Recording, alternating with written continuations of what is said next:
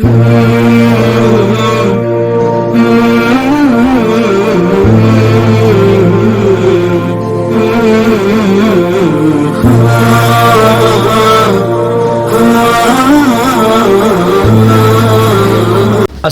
علیکم ورحمۃ اللہ وبرکاتہ۔ بسم اللہ الرحمن الرحیم۔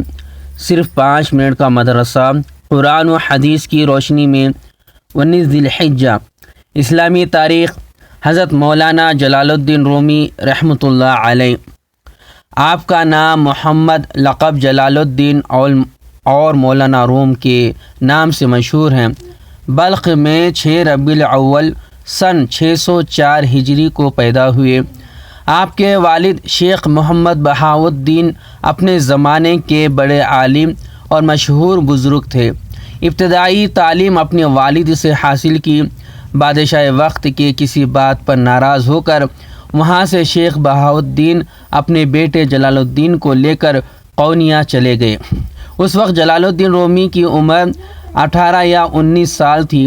آپ نے قونیہ میں تقریباً 8 سال مختلف اساتذہ سے علم حاصل کرتے ہوئے ملک شام کے علمی شہر حلب کا رخ کیا اور مدرسہ حلاویہ میں رہ کر شیخ عمر بن احمد اور بعض دوسرے مدارس کے ماہر و ممتاز علماء کی خدمت میں رہ کر تمام علوم میں مکمل مہارت حاصل کر لی۔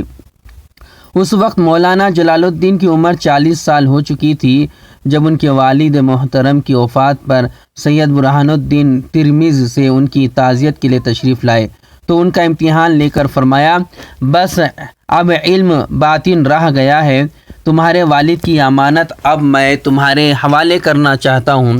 چنانچہ 9 سال تک مولانا رومی نے ان کی صحبت میں رہ کر علم باطن اور معرفت و سلوک کے مراتب طے کر لیے۔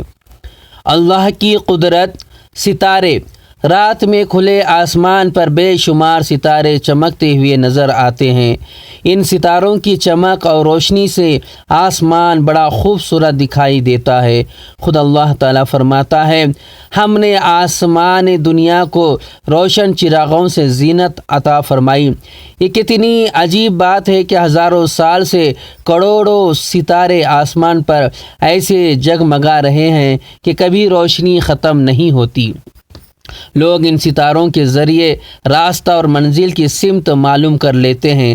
آج کے ترقی یافتہ زمانے میں بھی رات میں جہاز کے کپتان ستاروں کی مدد سے رخ معلوم کرتے ہیں۔ ان ستاروں کا برابر چمکنا اور وقت مقررہ پر نکلنا اللہ کی قدرت کی عظیم نشانی ہے۔ ایک فرض کے بارے میں تقدیر پر ایمان لانا۔ رسول اللہ صلی اللہ علیہ وسلم نے فرمایا، ہر چیز تقدیر سے ہے، یہاں تک کہ آدمی کا ناکارہ اور ناقابل ہونا اور قابل و ہوشیار ہونا بھی تقدیر ہی سے ہے۔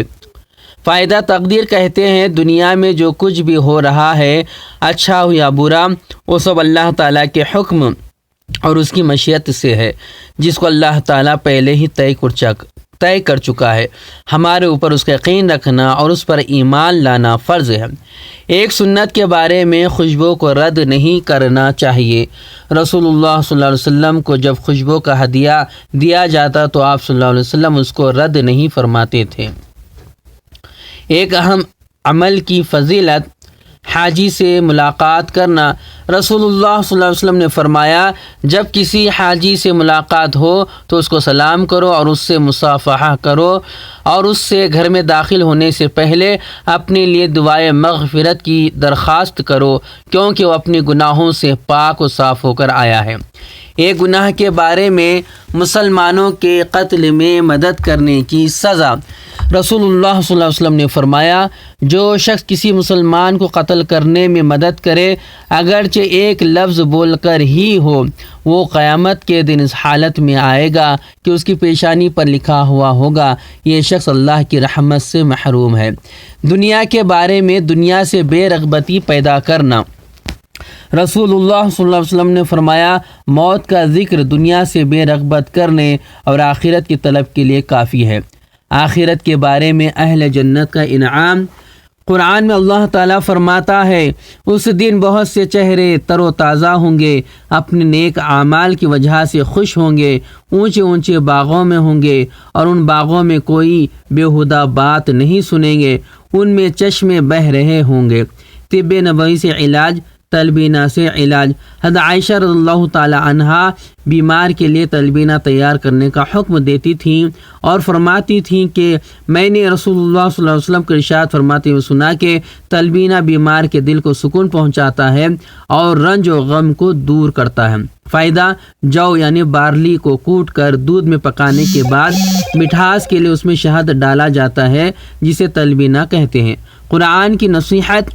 قرآن میں اللہ تعالیٰ فرماتا ہے اے ایمان والو، اللہ سے ڈرتے رہو، اور ہر شخص کو اس بات پر غور کرنا چاہیے کہ اس نے کل آخرت کے لیے کیا آگے بھیجا ہے۔ اللہ سے ڈرتے رہو اور اللہ تعالیٰ کو تمہارے سب اعمال کی خبر ہے۔ اللہ تبارک تعالیٰ سے دعا کریں کہ اللہ تبارک تعالیٰ ان باتوں پر عمل کرنے والا بنائے اور ان باتوں کی یاد رکھنے والا بنائے۔ اگر مجھ سے کہنے اور پڑھنے میں کچھ خطا غلطی ہو تو میری کمنٹس کے ذریعے اصلاح فرما دیں۔ السلام علیکم ورحمۃ اللہ وبرکاتہ۔